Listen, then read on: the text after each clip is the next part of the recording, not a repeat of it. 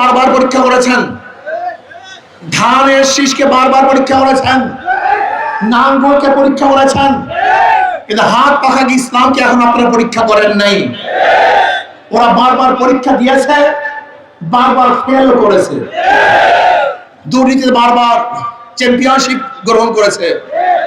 আপনারা কি জানেন 1991 থেকে 96 পর্যন্ত বিএনপি ক্ষমতায় ছিল, দুর্নীতিতে 3 বার বিশ্ব চ্যাম্পিয়ন হয়েছে, একবার দুইবার না, 3 বার।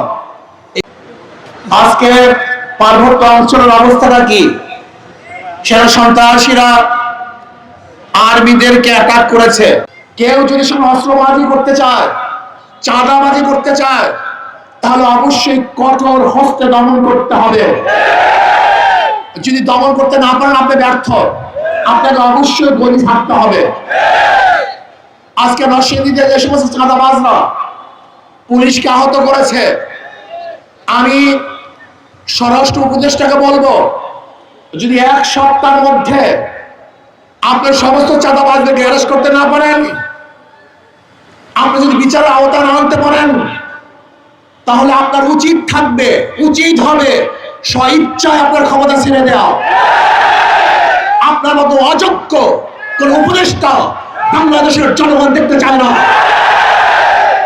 বাংলাদেশের চাঁদাবাজি আমরা চাই না, মাস্তানি চাই না, গুন্ডামি চাই না, লুচ্চামি চাই না, দখলদার চাই না। আপনি যে আইন শৃঙ্খলার অবস্থা করেছেন বাংলাদেশে, না জানি জনগণ আপনার হাতের মধ্যে আবার চুরি পরিয়ে না দেয়। আপনাকে শাড়ি চুরি পরিয়ে দেবে বাংলাদেশের জনগণ। আইন শৃঙ্খলার অবনতি হচ্ছে প্রতিদিন, ওদের সব জায়গায় ধোঁকাবাজি।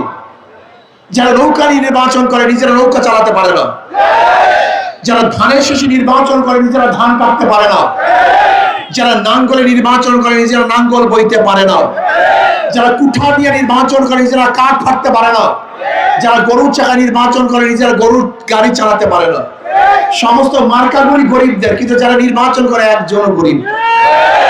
কিন্তু হাত পাখায় আমরা একটা প্রতীক, যে নির্বাচন করে সেও ঘুরাতে পারে, যারা সমর্থন করে তারাও চালাতে পারে। হাত পাখা প্রয়োজন পুরুষদের, হাত পাখা প্রয়োজন মহিলাদের, হাত পাখা প্রয়োজন মুসলমানদের, হাত পাখা প্রয়োজন হিন্দুদের। হাত পাখা আমরা একটা প্রতীক, কারেন্ট ফেল করে, হাত পাখা ফেল করে না।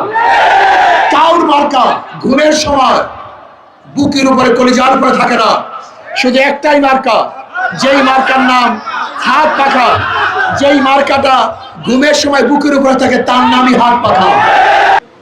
আজকে পার্বত্য অঞ্চলের অবস্থাটা কি? সেনা সন্ত্রাসীরা আর্মিদেরকে অ্যাটাক করেছে, আহত করেছে, বহু বাড়িঘর জ্বালিয়ে দিয়েছে। তাদের সাথে শান্তি চুক্তি করা হবে, ওখানে জমি ক্রয় করতে গেলে অমুক অমুকের দস্তখতের প্রয়োজন হবে।